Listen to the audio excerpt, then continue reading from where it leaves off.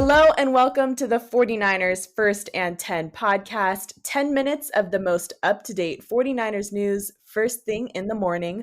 I'm your host, Brianna McDonald, and today I'm joined by 49ers team reporter Lindsay Pallares and a special guest, Gabe Henderson, Vikings on-air talent. Gabe, thanks so much for joining the podcast. Absolutely. Thanks for having me on. This is always fun. I've worked with Lindsay a couple of times when joint practices were out here, I believe last year. So it's always great to be in the presence of the both of you. All right. So, Gabe, what's getting you most excited about this Monday Night Football contest in primetime? Well, I mean, for starters, I hate to start this way, but with the news of Deebo Samuel being out and Trent Williams being doubtful for a 2-4 Vikings team, that is good news because you can use any advantage that you can. This is a Vikings team that has lost all four of its games by 1 point. We finally got back in the win column last week, and understanding that we're playing a very physical 49ers team without two of their best players, that is something that gets all Vikings fans excited heading into Monday Night Football. And Lindsay, the 49ers had their final practices in the Bay and are now in Minnesota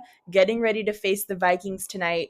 Tell me about those final practices and what the mood of the team is like going into Monday Night Football. I think the mood of the locker room has been consistent coming out of that Week 6 loss versus the Cleveland Browns. It is very much, let's take what we can from the L and let's move on, turn the page.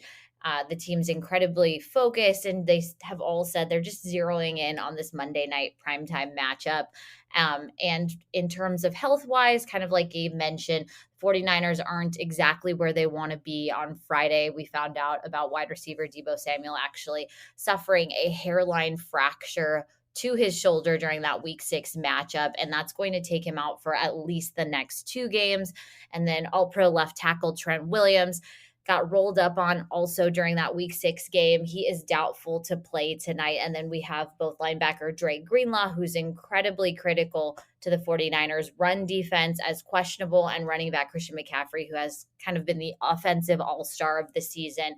He's working through an oblique injury, also questionable for tonight. Let's talk a little bit about the setting of this game. And Gabe, as you know, the 49ers have a lot of fans that show up to road games, but with this also being primetime TV, what should the faithful expect from the environment at US Bank Stadium in Minnesota? They should expect a raucous environment. US Bank Stadium sold out every single Sunday or Monday. This is the only thing that is taking place in Minnesota tonight. So I would expect every city to be shut down and everyone to either be at US Bank Stadium tonight or be outside of the stadium, or at least watching on TV, hoping that the Vikings can finally get back in the win column. But being that US Bank Stadium was ranked the number 1 stadium in the NFL, according to the NFLPA, I'm excited for us to be able to host our friends in the 49ers of tonight. All right. Now, Lindsay, we talked a little bit about injuries. You went over the 49ers' latest game status report, but with Trent Williams doubtful for this contest, what does the 49ers' depth look like on offensive line? That unit will have a tall task for them tonight up against the Vikings' high blitzing defense. Yeah, you're absolutely right. I think for right now, all eyes are on third-year offensive lineman Jalen Moore, who would be the person taking over at that left tackle spot should Trent Williams not be active for tonight. And again, we'll find that out later today, 90 minutes before kick, the official word. He is doubtful headed into Monday night. Jalen Moore did take significant reps in Week 5 and 6, also in a fill-in spot in 2022 of last season. So he does have experience in this role. He's been battle tested. And we heard head coach Kyle Shanahan say on Friday that he is confident that Jalen Moore is up to the task, and he does have the benefit of just getting a ton of practice reps with the 49ers, and he's going to have to lean into that, especially if he is going to have to take over against, like you mentioned, a very high-rated blitzing attack by the Vikings. And while we're talking injuries, Gabe, for the Vikings, are there any players expected to miss this game? And how are injuries impacting Minnesota? There is a key injury to our starting offensive lineman, our left guard, Ezra Cleveland. He was rolled up on last Sunday in Chicago and is going to miss this upcoming Monday night's game. The good thing is with that, our backup, Dalton Reisner, who is one of the top free agent acquisitions when it comes to offensive line. The Vikings signed him after week 1, which basically means his money is not guaranteed for the rest of the year. He filled in Ezra Cleveland's spot this past Sunday, and it looked like the Vikings did not miss a beat.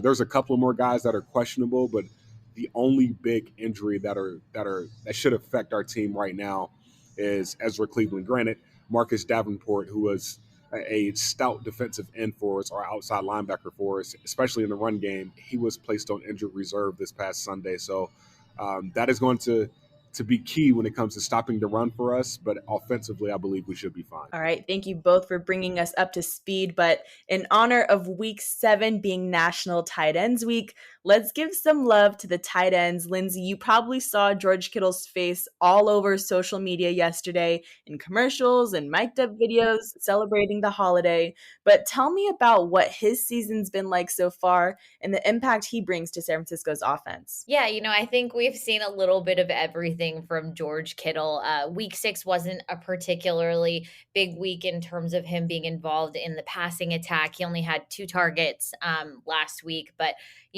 I point right to the Dallas game when you think about a tight end that can be highly involved in the passing game and the blocking game. But a career night for him against the Dallas Cowboys. He completed the hat trick. But, everything about George Kittle is somebody that takes pride in affecting the game, even when the ball is not in his hands. Just so selfless, as are many of the players on this team. Loves picking up the blocking assignments and takes a lot of pride in that.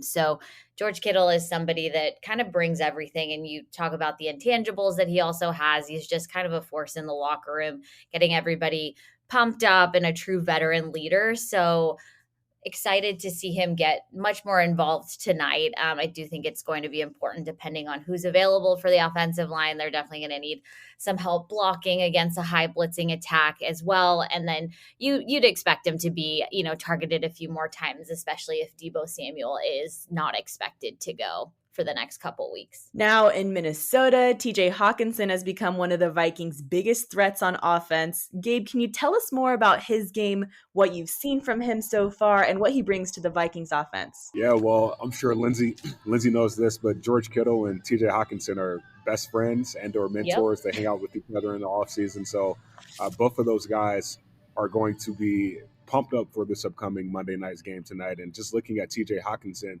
you look at his, receiving yards and catches, and you say, okay, great year. But this has been a down year for TJ thus far. He's got 4 drops.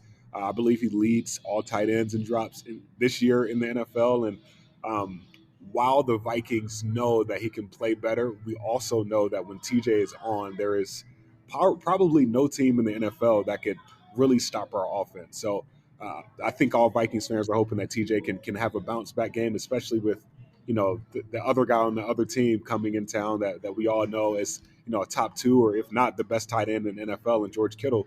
We just hope that TJ Hockenson can play up to par. So we're excited about him. We signed him to the largest tight end contract in NFL history. So a lot of expectations come with that, which is something that, you look at those drops and you say, okay, those were some pretty tough catches. Like the average receiver or average tight end probably couldn't catch that. But when you're paying TJ Hockenson that kind of money, you expect him to come down with at least 2 of those catches. So with the longer week to prepare for this game, we hope that plays effect in TJ having another big game tonight. And Gabe, I want to shift over to your guys' defense for a little bit. And with Deebo Samuel ruled out of this contest, the 49ers will have to rely on other receivers, and the pressure will just be a little higher. So Gabe, can you break down Minnesota's secondary and how guys like Byron Murphy Jr. and Cameron Bynum apply pressure downfield? Yeah, so Byron Murphy, I can probably see him shadowing Brandon Ayuk tonight, simply because Deebo is not playing. I mean, I believe Ray McLeod is one of those guys that still has speed, but until proven otherwise, the Vikings probably would just keep blitzing every single play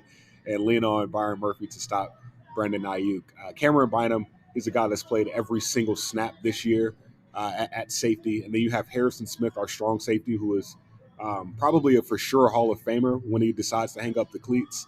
And then on the opposite side, you have a young cornerback and a Caleb Evans. Very long, very physical, very fast, still learning and grasping the understanding of just some of the nuances of route running. But when he is playing to the top of his ability, he is a really good cornerback. So We know the number one goal tonight is going to be stop the run and then stop George Kittle and then let everything else play itself out from there.